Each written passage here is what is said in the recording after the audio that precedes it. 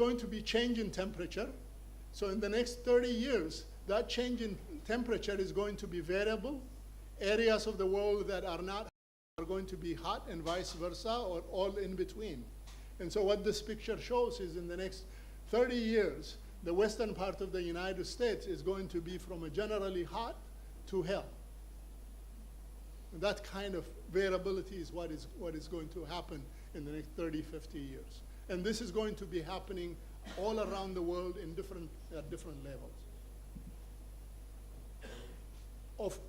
I think there would be a speech on water, but I would like to acknowledge, even as a food man, there is really no bigger problem and a crisis that is facing humanity than the global water agenda.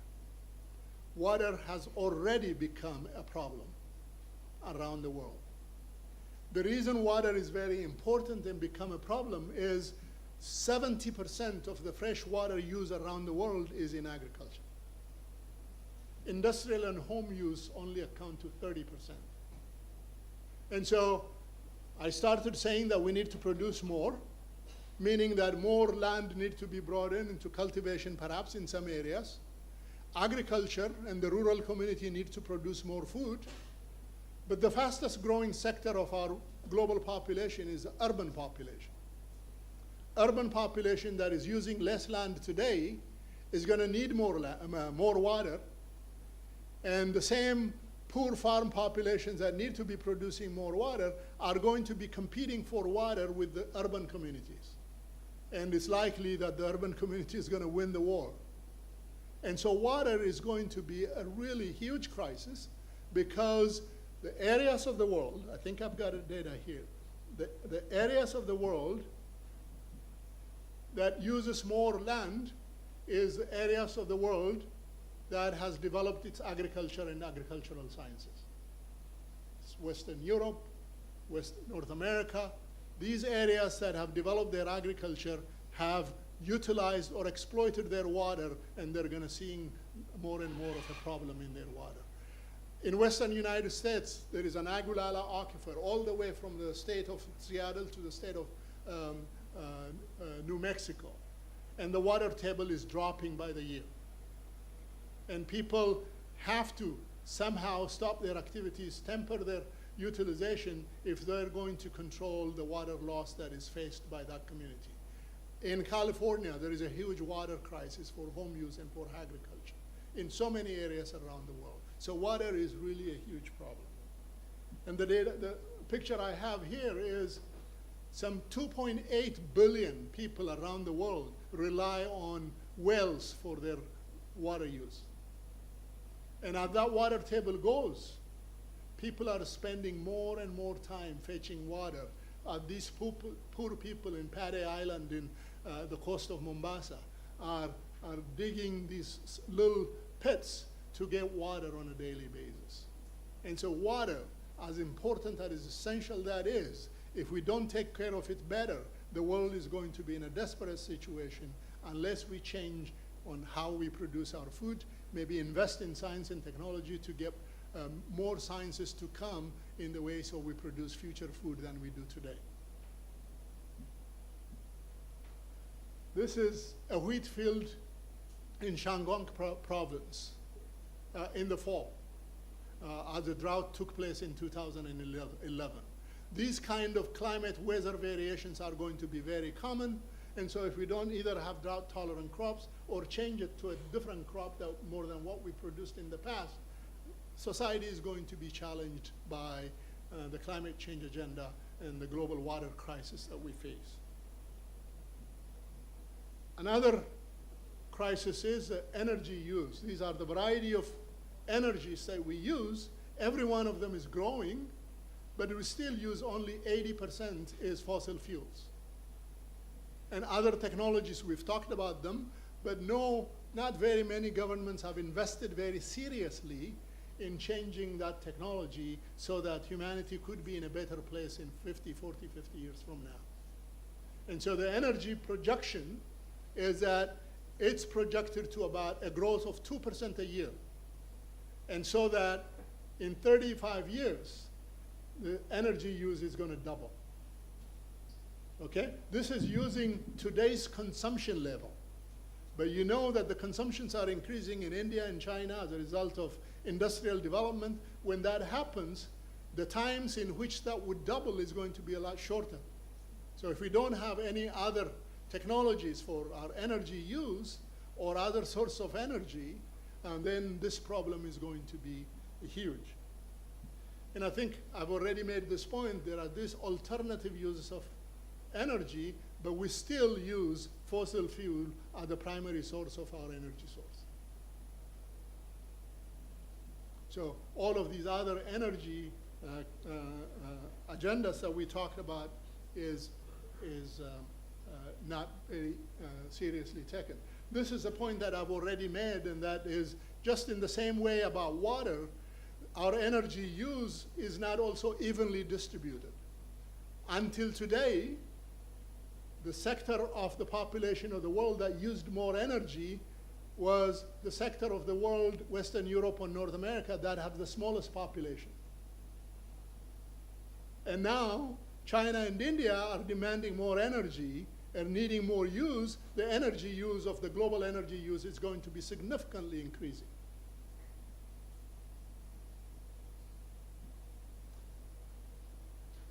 The other thing that I've passingly mentioned is the inequities around global trade in commodities of agriculture is a serious agenda, one of the things that have been highlighted in the 2007-2008 global food price crisis. The inequities, both in policy and in technology, that exist around the world. The biggest bottleneck, I've been told by economists, is the ability and capacity, both technical and infrastructure, at the ports of poor developing nations, being able to handle produces from their country to be able to move them very, very quickly. That capacity does not exist. And so that needs to be developed. Overall, human capacity, institutional strengthening, institutional infrastructure building everywhere, mostly in developing countries, but because of what I said earlier, that we all need to develop a new approach and build a new architecture for our research system, and therefore, if we are serious about what happens tomorrow, regardless of where you live, each one of our stakeholders and our policymakers really need to take this agenda very seriously, in my mind, to invest in the future generation so that the future generation could take care of this problem that we are leaving them behind with. It's our problem, but somebody will have to be taking care of it if the future society is going to have an opportunity.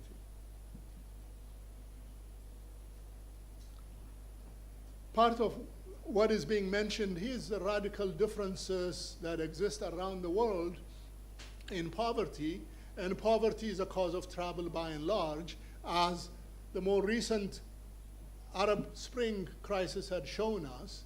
And so part of being able to have a sustainable food production system is also to have a sustainable, peaceful society around the world. There is a saying in Africa, hungry people don't make good neighbors. And so I think in terms of making sure that Africa feeds itself, not to be given a handout through foreign food aid and these kinds of arrangement, but to building the capacity so Africa could take care of itself, is an important agenda not only for Africa, but for the rest of the world at large. So the narrative, I think, is very clear from these two major issues that I talked about, the existing challenges and the emerging challenges, that the world population is in a very rapid rate. There is going to be a growing demand to produce more food, produce more feed, produce more food for fuel, and feeding the world. And so there is going to be growing pressure on Mother Earth. We have finite natural resources, but our demands, not based on our needs, but on our wants, is increasing. We want more. We're constantly pushing the limit of what this planet can provide us with. And if we continue to do that, the likelihood for a problem does not require a smart man to predict. Even I can predict that. And I heard this on the radio, and I'll share it with you. There is an ecologist in Canada, David Suzuki. He says that the issue about finite natural resources is like an experiment in bacteriology, putting a bacteria in a test tube. You put one bacteria in a test tube, give it a food to eat. It multiplies every few seconds. So if you say that it would take about a minute to fill that up, even in the 57 second, you think you have room, you have time. But that time would eventually arise. When that arises, you have now other alternative than bringing another test tube and giving it so that it would multiply. All right? Bacteria had another second tube, third tube, test tube, fourth test tube. But we only have one planet. And so the recent article that was published 2-3 years ago in Nature says that if we continue to consume natural resources around the world at the pace that we are doing now, sooner or later we're going to need not one, but 3 or 4 more planets to fit into the habits that we have formed. So the concern about sustainability, unless it's dismissed, it is not a concern that you would dismiss. Sustainability is an important agenda for all of humanity, not only for organic farm producers, not only for corners here and there, but for every humanity around the world. We need to temper our habits and build more science and technology, and therefore be able to meet these unsettling demands that are coming at us.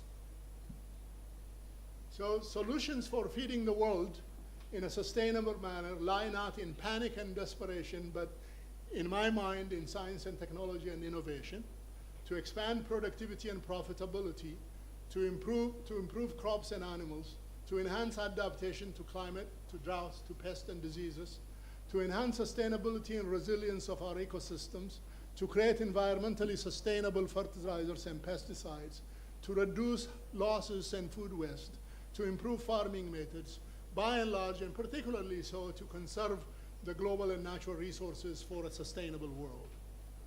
Global sustainability calls for a better science, a better policy, better public and private partnership, not ideology, and not pointing fingers at each other.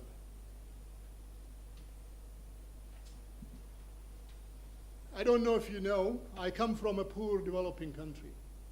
I come from Africa, from Ethiopia. Ethiopia is a country that is as old as 3,000 years. When civilization started in Ethiopia, this is the way farmers practice their agriculture. 3,000 years ago. Ladies and gentlemen, I hate to report to you, most of the food produced in Ethiopia is still in the same way today. So science has not reached some sectors of the continent of Africa. Not only in the practices of food production, but also in the daily life of people in rural Ethiopia. So science has a great potential to affect these people.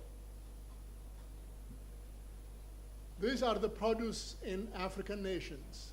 That pile of sorghum is what a family would produce for the entire year, for 12 months to feed their families. This is the way American farmers and European farmers produce. I don't know about you, but I believe that both of these need new science and technology and opportunities to bring them more optimized so that the ecosystem balance and sustainability is adjusted. This is a tremendous feat for science to produce this kind of crop. But I think we can produce this kind of crop in the same land in America and in Western Europe without pushing the envelope. We can maybe cut back in a few kilograms per hectare every year and still produce the kind of produce that is needed to feed humanity. and in developing countries as well, we can elevate their productivity by bringing more science and more practices of farming to them. This is the way industrial farming is practiced, with big silos and big combines and this kind of farming sector in America and Western Europe. This is a new advent that have developed in the last several years. Everywhere in America, for example, like in Europe, there is a movement for local produce, local farming, organic farming. And I was sharing with the group today and said that in my university, we have staffed new people to do science to meet these needs, so that this area also needs to be supported in science and technology and innovation, so that they can meet the needs that they are serving. I think the world has enough room to accommodate either of these farming methods. The needs that are there can take both of these benefits. There are affluent societies, including my family, that would want to eat and live this way because they can afford it. They need to be given the chance to do that. There are the kind of people that I left behind in my native country, Ethiopia, that are not sure whether they can feed their families tomorrow. They need high productive agriculture for them so that the people in their nations need to be produced. There are elements and people and groups that would say that organic farming as practiced in Europe or in Africa today can feed the millions in Africa. And I can stand in front of you here and tell you that if I am given the choice, I would not want the kind of agriculture and the kind of lifestyle that I left. I left because I didn't like it. And I don't want to impose it on any one of them that are left behind. But again, I think we live in a world that provides us opportunities to meet the needs of those that want to practice and market and generate and lead a life of organic farming. There are also that would benefit from production agriculture. Some of our positions don't make any sense. We divide the world into two based on reasons that are not comprehensible. I picked up on these two examples. Climate change. Climate change is an agenda that is widely accepted in Europe. Most Americans, particularly the American lawmakers, do not believe in climate change. Most Americans, either based on what they heard or what they believe in, they believe and they accept GMOs. Several in Europe communities do not accept and believe in the value of GMOs or biotechnology. I think they're entitled to this difference, but the question I'm asking is this as a result of ethical concerns? Is this the result of science? Is this the result of ideology? Is this politics, or is this economics? This, I think, needs to settle. Africa can feed itself and contribute to feeding the world if it opens itself up to science, to technology, to innovation in the marketplace. A sustainable food production system for the 21st century is a noble agenda. For poor and rich nations alike, for humanity at large, we need to make adjustments. We need to break our habits. Well, there are problems around us. The nexus of population, climate, food, water, ecosystems, and health are getting too complicated, needing the convergence of many disciplines. There is a new science that is developing called convergent science, and that needs to be developed to give our society a chance. A strong science and technology is needed, growing fields of science. We need partnerships. We need new models, new tools, and new skill sets. A society with healthy moral scruples and fair and pragmatic policy is needed. An investment in science that saves lives and protects the environment is needed. Thank you very much.